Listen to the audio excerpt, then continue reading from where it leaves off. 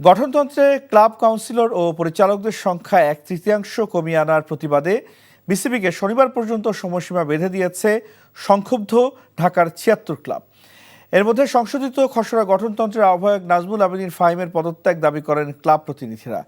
তাদের দাবি না মানা হলে রোববার থেকে সব ধরনের ক্লাব ক্রিকেট প্রতিযোগিতা বন্ধ করা হবে বলে জানিয়েছেন তারা। রিপোর্ট বর্ষণ কবিরের।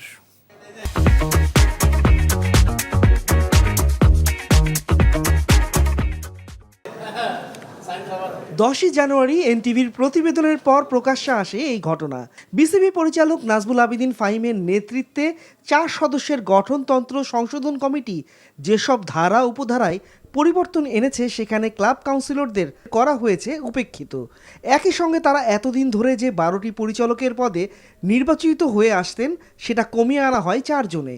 গত 4 দিনের নিজেদের একজোট করে মঙ্গলবার বিকালে স্থানীয় এক হোটেলে ক্ষুব্ধ প্রতিক্রিয়া জানিয়েছে সবগুলো ক্লাব। প্রস্তাবিত গঠনতন্ত্রে আমাদেরকে অপমান করা হয়েছে। কাউন্সিলের সংখ্যা দেখেন 76 থেকে 30 জনে নিয়ে আসছে। এটা মানার যোগ্য নয় এবং এটা যদি তারা আগামী 3 দিনের ভিতরে একটি সদুত্তর না দেয় তাহলে আমাদের সমস্ত ক্লাবগুলি কিন্তু খেলা থেকে বিরত থাকবে যতদিন পর্যন্ত এটা সংশোধন না করা হবে।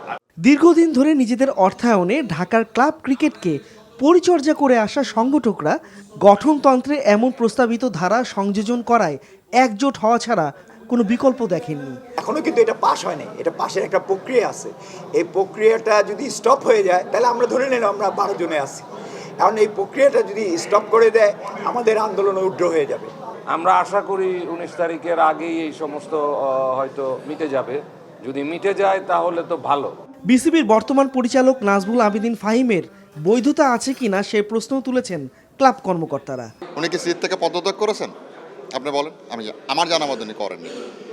উনি আবার এনএসসি থেকে আসছেন এবং উনি কিভাবে একজন সংগঠক না হয়ে কোন সংগঠকদের সাথে আলোচনা না করে একটা কনস্টিটিউশন তৈরি করেন।